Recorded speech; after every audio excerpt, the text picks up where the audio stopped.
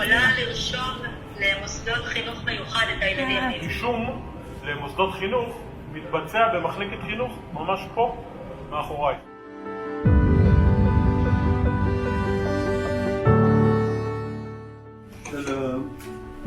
שרציתי לשמוע בקשר למורה שילוב, לגבי הבן שלי. עכשיו, לגבי עניין של מורה שילוב, זה עניין שצריך לבדוק מול בית הספר.